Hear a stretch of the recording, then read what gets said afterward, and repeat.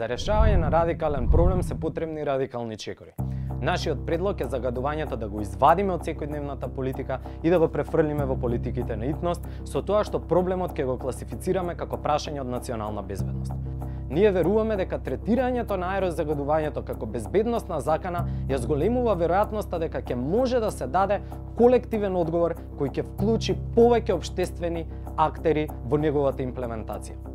Имајќи во предвид дека вообичаените политики не успеваат да ги дадат мерките на кои граѓаните се надеваат, ние сметаме дека вреди да се обидеме и со овој предлог.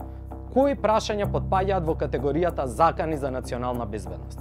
Одговорот на ова прашање зависи од тоа во која теорија од меѓународните односи или безбедносните студии верувате или пак, например, кого прашувате. Во 2015 година председателот Иванов во негов говор вели: насилниот екстремизам, странски терористички борци, исламскиот калифат, транснационалниот организиран криминал и регионални екстремистички групи, кои се стремат кон промена на границите за остварување на големи националистички идеи, дека тие се закани за нашата национална безбедност. Затворен цитат. Но ве охрабруваме да се запрашате себе си, од што чувствувате поголема закана како граѓани? Дали се чувствувате позагрозени од заканите кои што беа спомнати погоре, или пак од загадувањето, кое непрекинато се заканува на нам и на нашите најблиски? Затоа треба овој проблем да го третираме како прашање од национална безбедност, бидејќи едноставно можеме. Ние веруваме дека заканите за национална безбедност на една држава ги креираме ние самите, односно дека истите се конструирани, креирани, флуидни, зависат од контекстот и може да се менуваат со тек на времето. Кога еден проблем се става во категорија прашање од национална безбедност, тоа има огромна моќ како инструмент на политичка и општествена мобилизација. И затоа најочигледната причина да се класифицираат прашања од еколошки карактер како прашање од безбедносен карактер е потребата да има итна мобилизација и брз одговор кон дадениот проблем. Меѓу другото, ова е една од причините поради која администрацијата на председателот Обама ги класифицираше токму климатските промени како закана за безбедноста на Соединетите Американски држави и ја искористи оваа етикета за да му даде дополнителна ургентност на прашањето кое на крајот вроди со Парискиот договор и низа домашни политики во САД насочени кон решавање на проблемот. Неколку примери за можните придобивки. Кога едно прашање се третира како безбедносна закана, поголема е веројатноста дека општеството ќе биде подготвено да направи одредени компромиси.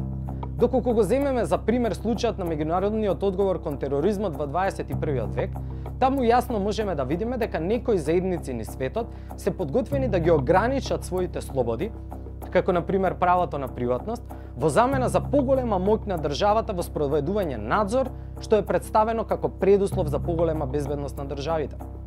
Во случајот за заштита на животната средина, компромисите може да бидат различни.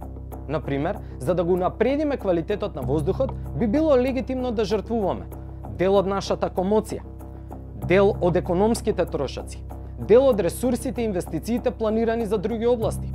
Таквата размена за нам би била и потребна и оправдана.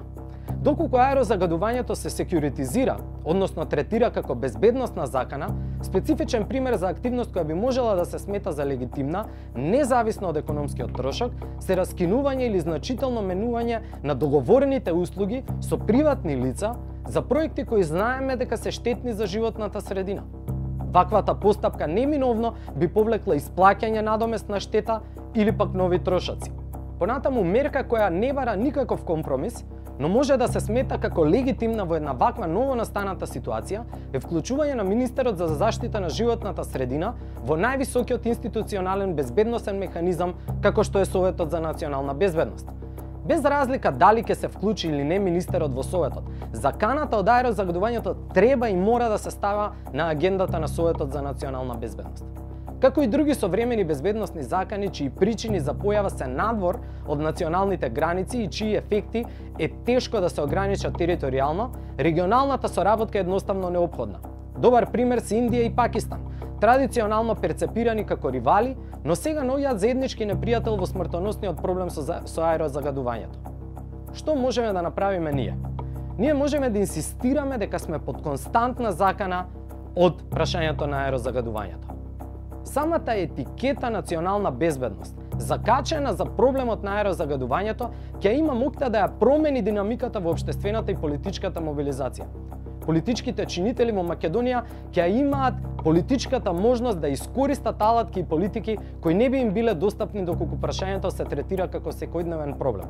Дополнително, политичките чинители ќе имаат мобилизирано граѓанство и политичка заедница на која и оди во сопствен интерес да спроведува политики кои ќе го решат овој проблем.